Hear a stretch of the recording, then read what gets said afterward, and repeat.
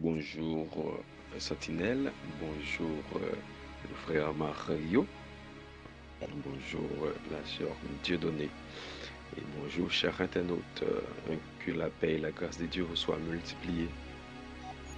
C'est votre frère Pasteur Montas pour la méditation sur la communion fraternelle.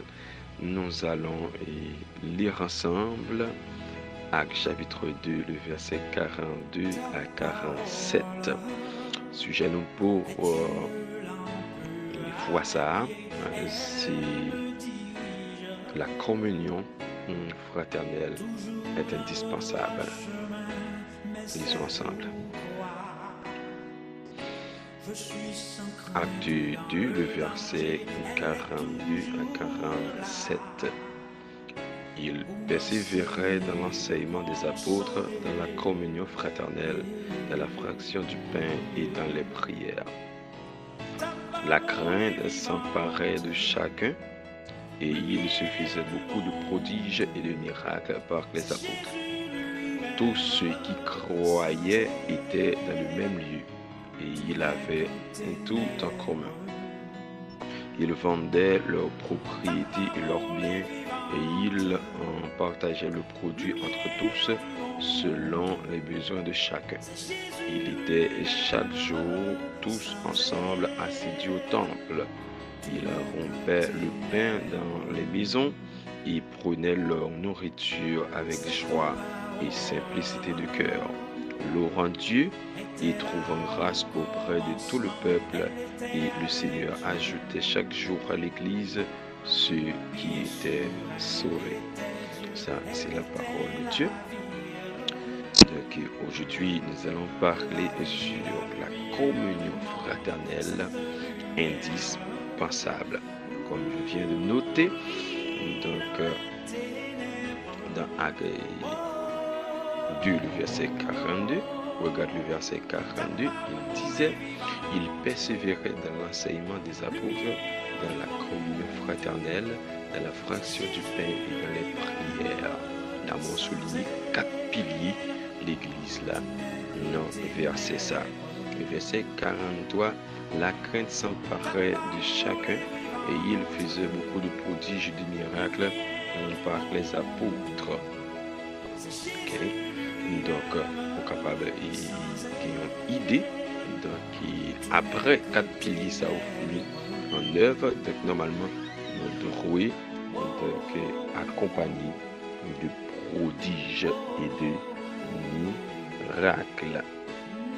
Donc, dans la version parole de vie, régulièrement et fidèlement, les croyants écoutent l'enseignement des apôtres.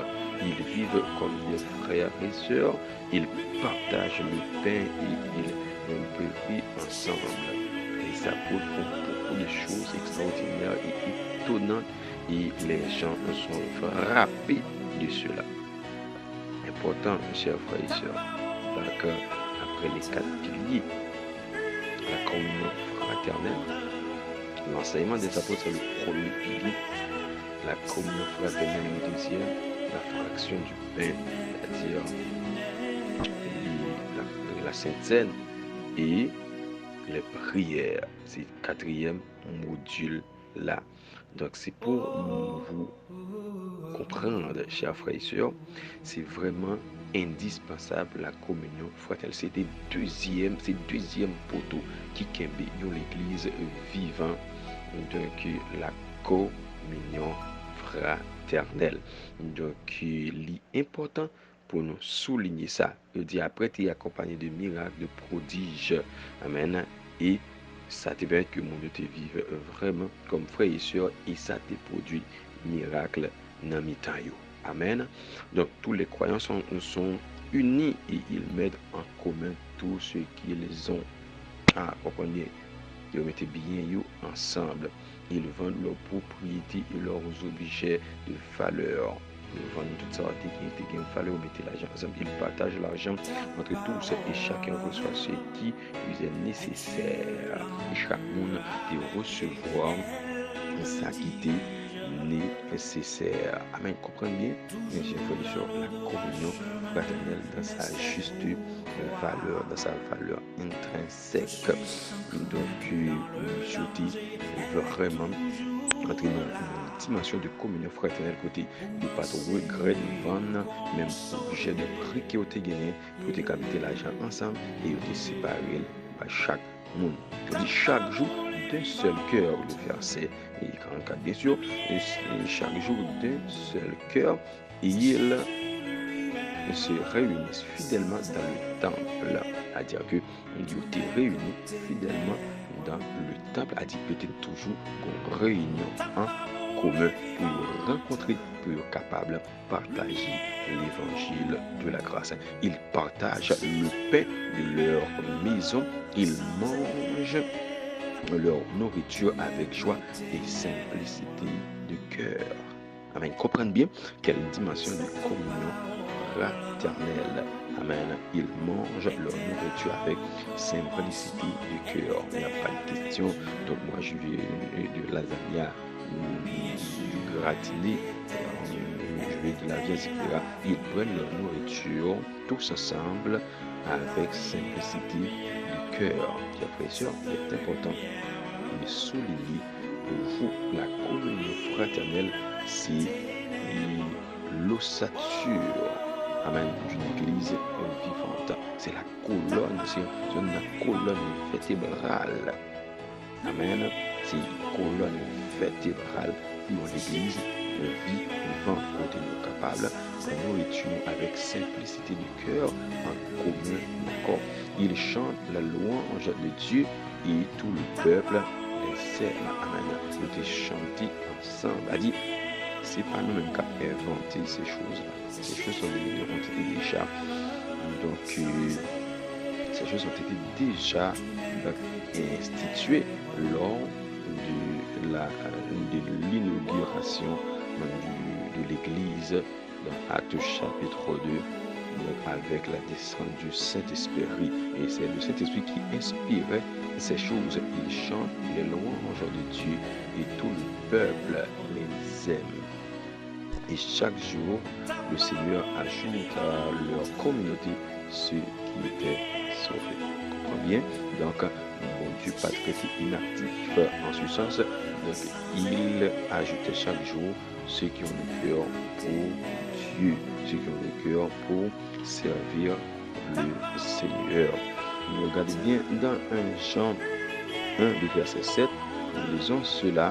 Mais si nous marchons dans la lumière, comme il est lui-même dans la lumière, nous sommes mutuellement en communion et le sang de Jésus-Christ, son Fils, nous purifie de tout péché. Regardez bien, mes frères et sœurs, là, c'est encore une autre dimension de la communion fraternelle. Donc, lorsque nous sommes mutuellement en communion, il dit, si nous marchons dans la lumière, on met l'accent sur nous. Si nous marchons dans la lumière, si nous ne marchons pas dans la lumière, nous ne pouvons pas être en communion. Si nous marchons dans la lumière, comme il est lui-même dans la lumière, comme Dieu lui-même est lumière, nous sommes mutuellement en communion. Depuis nous marchons dans la même lumière là, donc on va zèle bon Dieu, donc nous avons gagné mutuellement de communion entre nous. On dit ça déjà.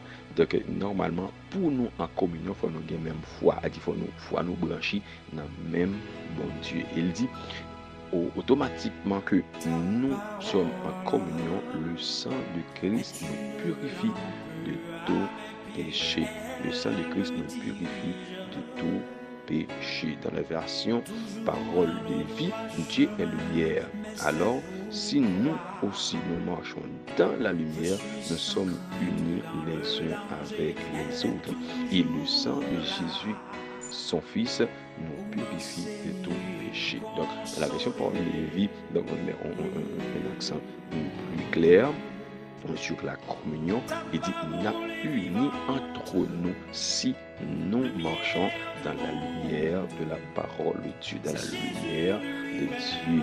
Amen. N'a marché dans la communion. N'a pas mis tête nous ensemble. N'a capable faire un faisceau.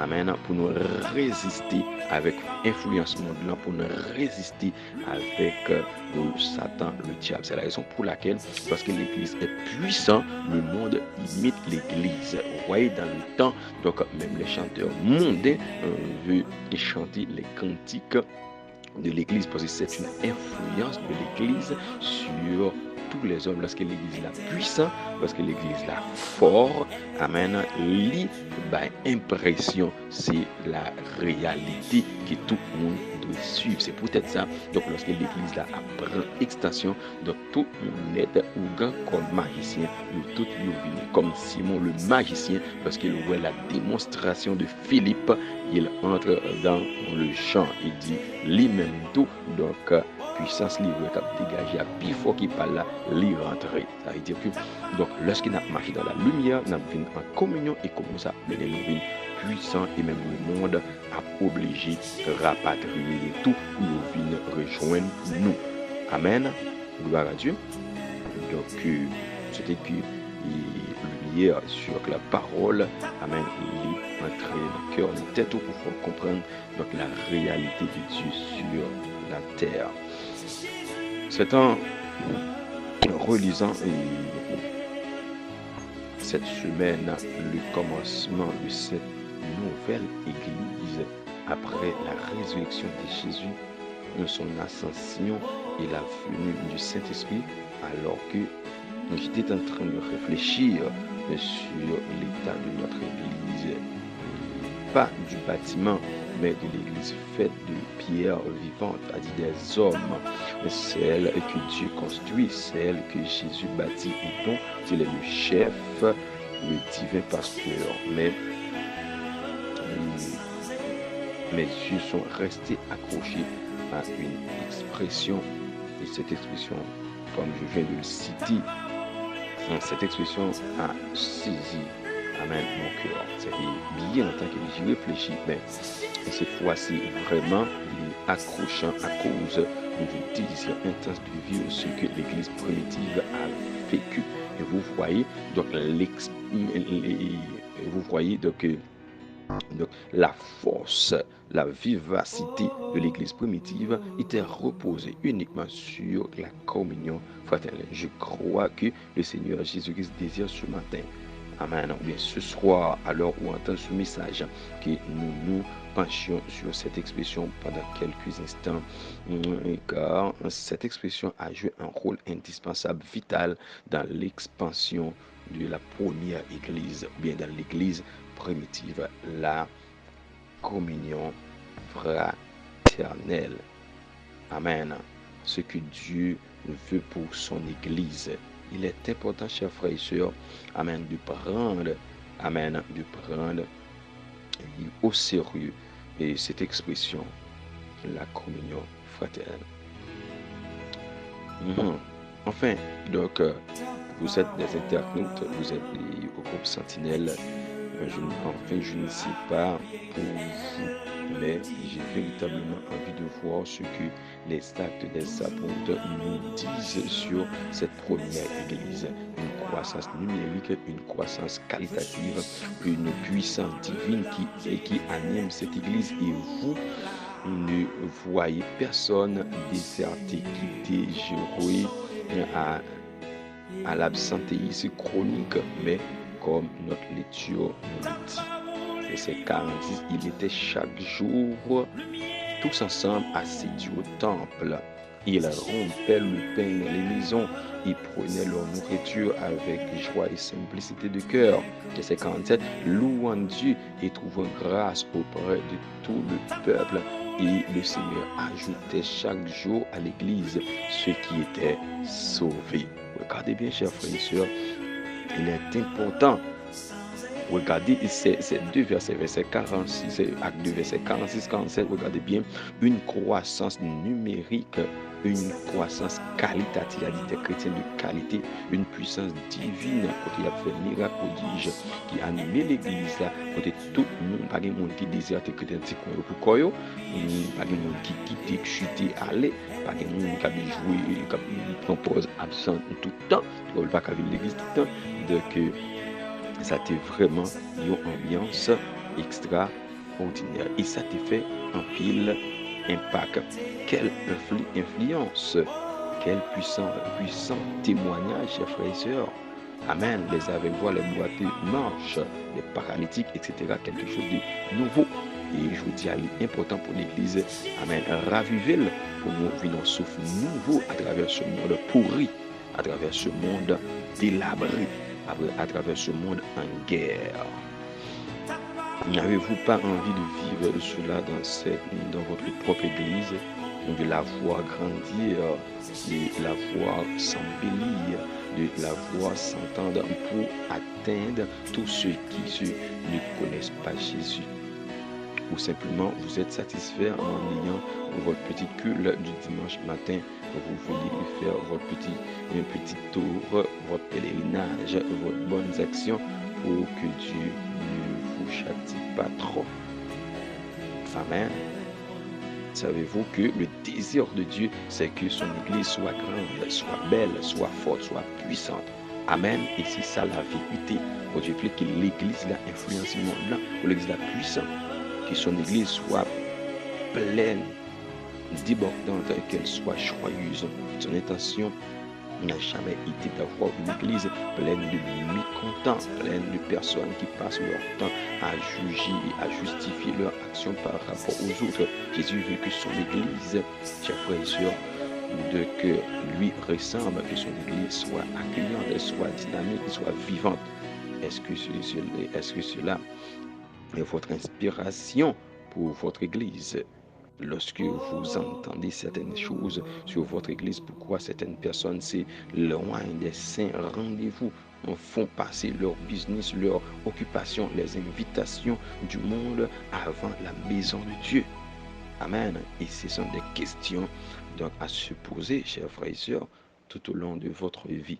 Donc l'église doit répondre à certains critères. L'Église doit répondre à certaines exigences dans ce monde perverti, pourri, en guerre, engueulé. Amen. Par diverses actions. Et c'est cela, chagrine votre cœur, ou peut-être l'indifférence, s'est-elle infiltrée en vous, car c'est un peu votre pratique de temps en temps. Rappelez-vous ce que nous avions médité. Et quand nous avons médité sur la sanctification, la foi dernière, je sanctifie cette maison et j'y poserai mon nom et je déciderai constamment dans cette maison. J'aurai constamment mon cœur et mes yeux sur cette maison. Donc ça c'est la parole de Dieu. Donc normalement, sur le tabernacle. Amen. En Exode, sur le tabernacle, alléluia, il dit, m'a posé mon nom. Et Jésus, dans Matthieu, chapitre 16, verset 18, il dit, j'ai bâtirai mon église et les portes de l'enfer ne prévaudront point contre elle. Amen. La maison de Dieu n'est pas une maison de passage, de visite, mais une demeure où Dieu bénit et exauce ceux qui l'ont véritablement à cœur. Ne vous trompez pas sur mes paroles et sur mes intentions. Je ne suis pas là pour faire des reproches, mais tout simplement pour vous livrer ce que Dieu a fait brûler. Amen. Dans mon cœur, la communion fraternelle, l'Église, amen, doit pratiquer la communion fraternelle pour voir la puissance, pour voir, amen, la faveur de Dieu, pour voir la dimension, amen, que Dieu réserve aux saints. Amen, que Dieu réserve à son Église, que Dieu réserve à celui qui le cherche. Dieu est prêt à faire dans cette Église ce qu'il a fait dans les actes des apôtres. Est-ce que vous le croyez? Dieu veut répandre son Saint-Esprit sur toute chair, comme il dit dans Joël chapitre 2. Verset 28 a continué. Dieu veut se manifester en puissance afin que chaque personne dans ce lieu sache que Dieu est vivant, que Dieu voit tout, entend tout et connaît tout. Amen. Dieu veut le faire. Encore aujourd'hui, nous avons besoin des hommes, des femmes disposés, disponibles pour mettre tête ensemble et pour continuer à faire œuvre à travers le monde là. Pour reprendre pour vous, mon Dieu, une horreur parce que nous ne pouvons pas joindre des hommes capables, des femmes capables de mettre leur esprit en marche pour lui servir et faire paraître sa gloire, sa puissance. Amen. Dans l'Église. Et l'Église d'aujourd'hui est en délabrement à cause du manque d'unité. Dieu ne veut pas que cet endroit soit simple, un endroit historique, un endroit où on vient seulement quand cela ne va plus, mais un endroit agréable, un endroit de tranquillité, un endroit de joie, de partage, un endroit où il répand sa bénédiction, où il sauve, où il guérit et transforme tous ceux qui le laissent faire. Amen. Mon Dieu, parler l'église moribonde, mais mon Dieu, il l'église. Donc, côté des cas descendent, amen, pour le vie des bénédictions. Joël dit, j'envoie mon esprit. Il faut communiquer les fruits de l'esprit. Amen. Les dons du Saint-Esprit. Alléluia. C'est important, chers frères et sœurs. Un endroit de communion fraternelle. Et je voudrais arriver à cette expression qui me paraît essentielle, spécialement dans les jours que nous vivons, une expression vitale pour qu'elle soit mise en pratique, chers frères et sœurs. Amen, car on peut insister sur un certain vocabulaire et ne rien voir changer si on ne pratique pas ce que Dieu nous demande de pratiquer. Donc Dieu demande la pratique de la communion fraternelle. Amen. La pratique, alléluia, de la communion fraternelle. Ceux qui étaient de la première église se sont trouvés dans certaines conditions qui ont amené la bénédiction de Dieu sur l'église. Permettez-moi encore de vous poser la question, voulez-vous véritablement voir la bénédiction de Dieu, amen, sur votre église, sur votre assemblée, sur le groupe et dans chacune de vos vies d'église? Vous savez, va devenir ennuyeuse et toutes les activités qui se feront seront ringardes, seront restreintes. Amen. Si nous ne pratiquons pas ce que les premiers chrétiens ont pratiqué, les premiers disciples et apôtres, et qu'ont-ils pratiqué? Amen. Que nous avons tellement du mal à pratiquer. Qui ça a été pratiqué, qui n'est pas qu'à pratiquer, chers frères et sœurs? Crois, amen. Qu'est-ce qu'ils ont pratiqué véritablement que nous ne pouvons pas en tant qu'hommes? Lisez avec moi le verset 42. Ils vendaient leurs propriétés et leurs biens et ils en partageaient le produit entre tous selon le besoin de chacun.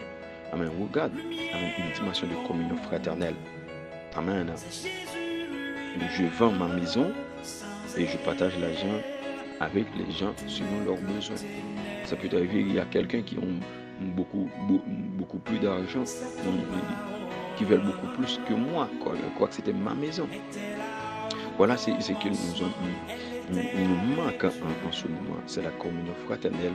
Nous avons l'enseignement. Amen. Nous avons la fraction du pain. Amen. Nous avons les prières.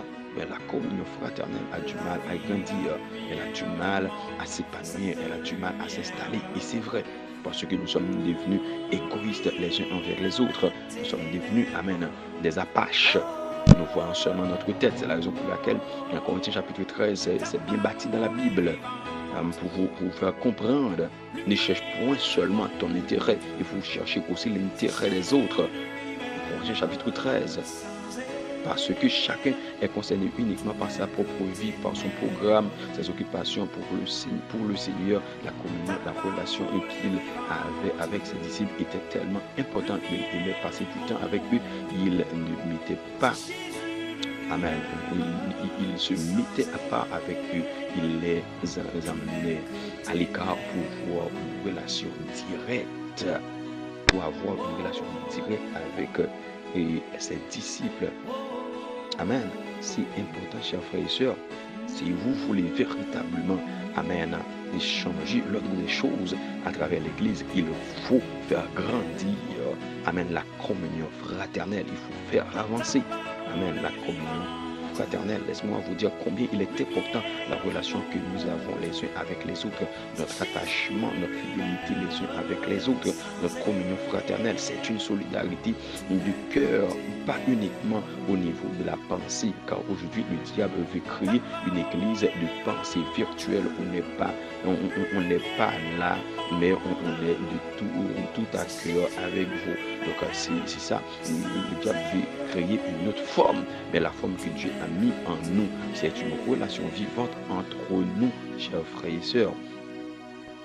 C'est une relation vivante entre nous. Amen. Une connexion les uns avec les autres. Amen. Les uns avec les autres. La communion fraternelle. Amen. C'est pas seulement une solidarité du cœur, mes frères et sœurs, mais c'est un partage unique entre nous. Le Saint-Esprit a souligné le mot persévérer, continuer, continuité, mes frères et sœurs. Le Saint-Esprit a utilisé persévérer. Il persévère, a dit continuité, assiduité, unité. Beaucoup de chrétiens viennent pour la prédication, certains pour la Sainte Seine, mais ce n'est pas là le but. Le but, c'est d'avoir une communion fraternelle, de vivre en tant que frères et sœurs, d'avoir une relation d'amour, de connaître un attachement profond, uni avec Jésus-Christ, mais automatiquement unis aux autres. Ensemble, nous sommes forts. Amen. Nous sommes forts. Seuls, nous sommes vulnérables. Merci, chers frères et sœurs. Écoutez bien. Donc, ensemble, nous sommes forts. Et c'est vrai. Une corde à trois ne peut être rompue facilement. Mais une corde en un seul se rompt très facilement. Amen. Et c'est ça la communion fraternelle. Lorsqu'on tisse les liens de la communion fraternelle, à des frapper, c'est frapper toutes. C'est la communion fraternelle. Donc, la communion fraternelle est ainsi appelée la communion horizontale, tandis que la communion avec Dieu, c'est la communion verticale, côté de maintenant une relation personnelle avec mon Dieu. Mais il y a une chose qui favorise ça, c'est lorsque nous avons la communion horizontale, les uns avec les autres. La bénédiction de Dieu est retenue sur cette église par un manque de fraternité, de relations vraies, de fidélité les uns envers les autres, de loyauté les uns envers les autres.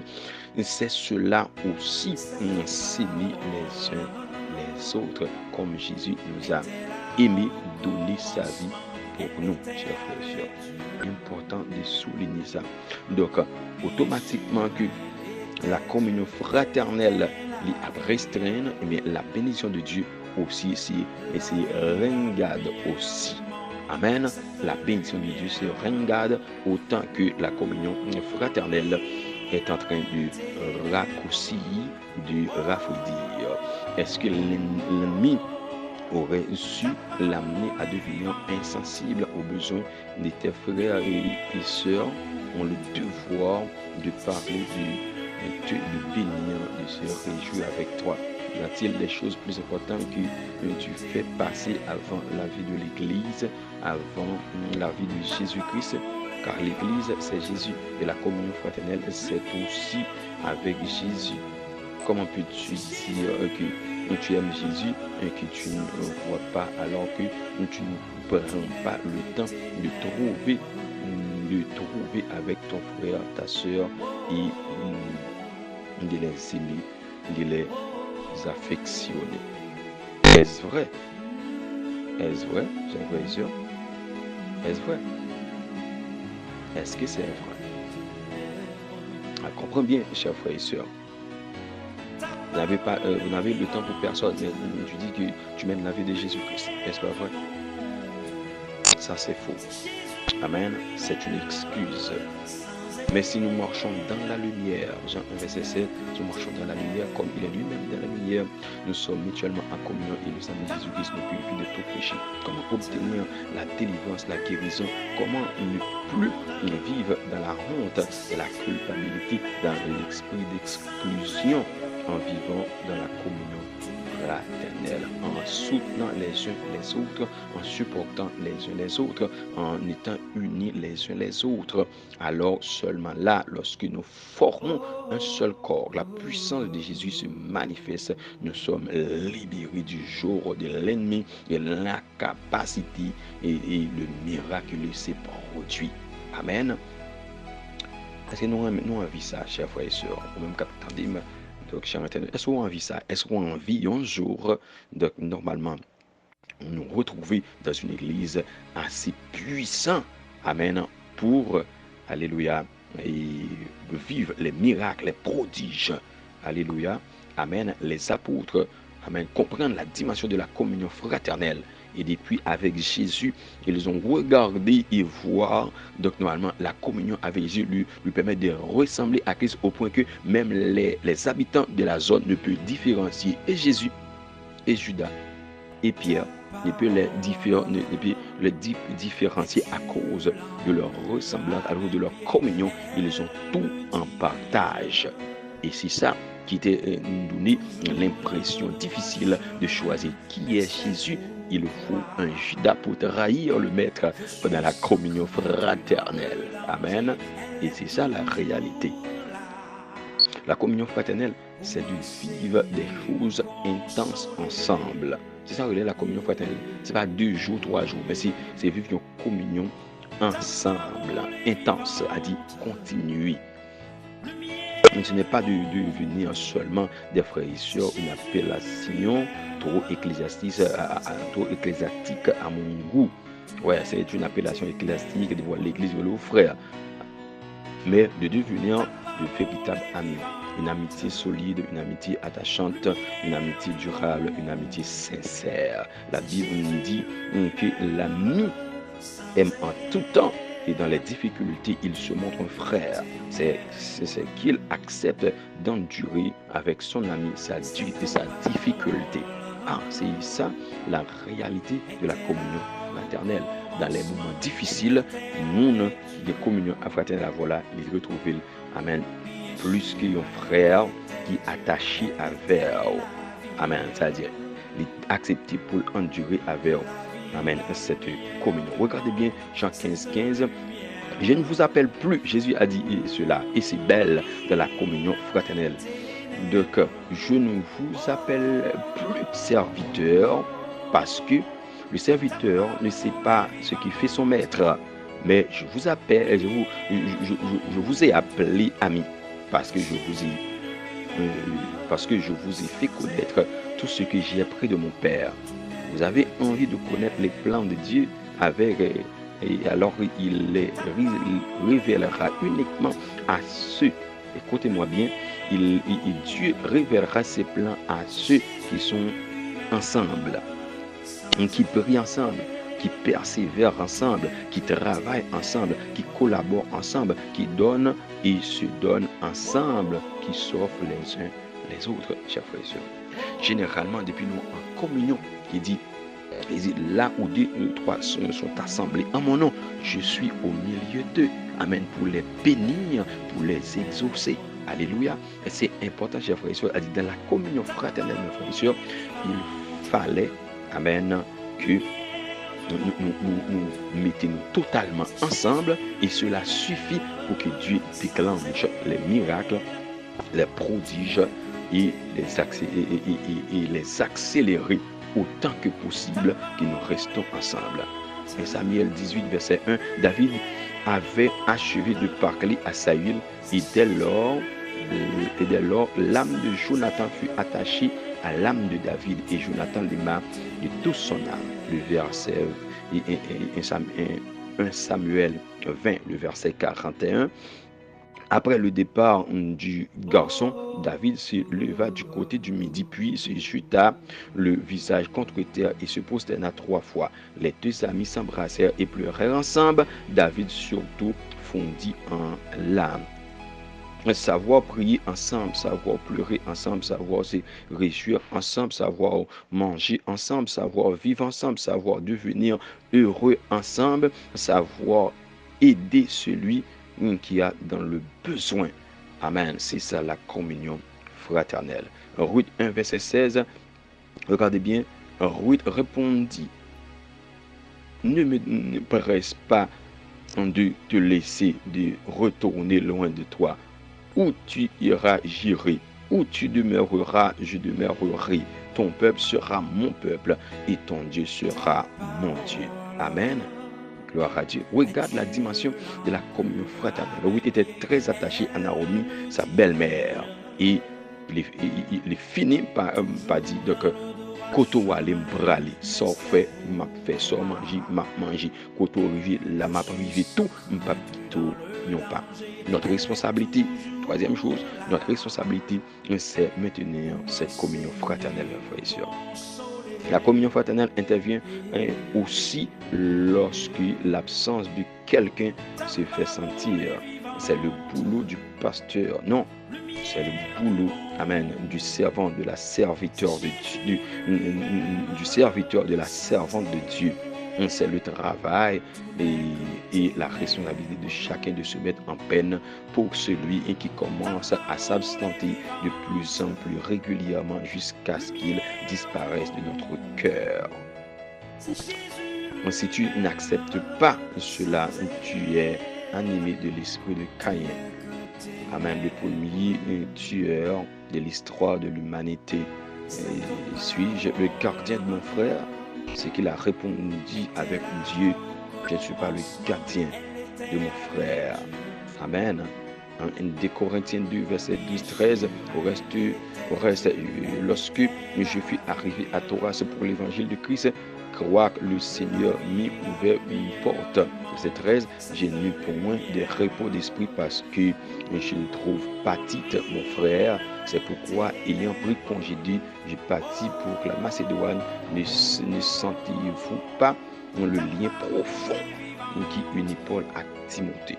Regardez bien, donc là-bas, il ne trouve pas Timothée, mais il le cherche parce que c'était dans la communion fraternelle. Chers frères et sœurs, amis, amen. Prenons encore un dernier verset pour terminer cette méditation. Cette méditation de Timothée 1, verset 16, que le Seigneur répande sa miséricorde sur la maison d'Onésiphore, car il m'a souvent consolé, il n'a pas honte de mes chaînes. Ne vous cachez pas derrière l'excuse, je n'ai pas le contact facile, je ne suis pas une personne de dialogue et surtout je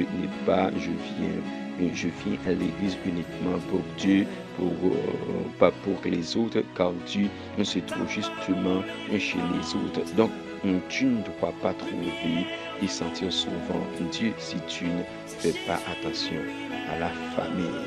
Donc, la communion fraternelle, c'est le partage, l'amour en action.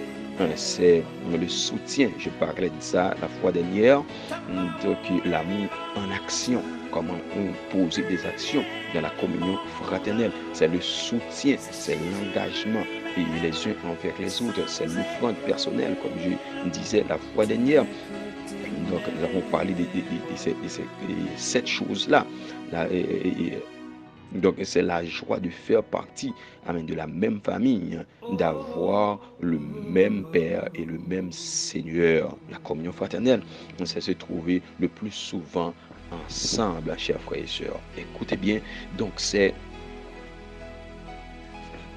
un enseignement le plus puissant à travers l'Église, chers frères et sœurs, la communion fraternelle. Et le plus souvent négligé à travers nos églises. Et c'est la raison pour laquelle les églises sont fades. L'église est fade, il n'y a pas de goût pour ce qui c'est ce qu'on appelle la communion fraternelle. Donc, chers frères et sœurs, nous allons nous arrêter avec la méditation. Et heureux tout le monde qui écoutait et qui tendait et qui voulait mettre en pratique à la gloire de Dieu. Prions ensemble. Donc, une coup de prière pour les familles, pour l'Église et pour chaque personne qui veut entrer dans la dimension de la communion fraternelle. Bon, tendre Père céleste, le Dieu de gloire, le Dieu de bonté, le Dieu de miséricorde, toi qui dis et la chose arrive, qui ordonne et elle existe. Nous te supplions, Seigneur, pour ta grâce, pour ta faveur, pour ton amour, pour ta puissance, pour ta grande bonté. Merci. Amen, de nous garder, Amen, en vie pendant tous ces jours passés sur la terre. Merci, le Dieu de gloire, pour la victoire, Amen, sur les choses de ce monde. Et entre-temps, nous remettons entre tes mains, Seigneur, Amen, chaque personne, chaque monde, Amen, qui a un problème, une difficulté à traverser, chaque famille, le Dieu de gloire, qui manque de communion fraternelle, chaque église, chaque communauté, qui manque la communion fraternelle pour permettre à ce que présence ou les palpables, visibles et manifestables, alléluia, nous remettons dans mon et on va aider, on va soutenir, on va garder, on va bailler faveur, on va bailler grâce, on va bailler, Amen, la dimension, Amen, de la communion, afin que le Dieu de gloire soit capable de grandir, Amen, dans la présentation. Merci pour ton amour, merci pour ta grâce, merci pour ta grande bonté, merci pour chacun de nous. Donne-nous cette faveur, donne-nous cette grâce, afin que nous puissions, Seigneur, avancer et voir les prodiges, les miracles, Amen, les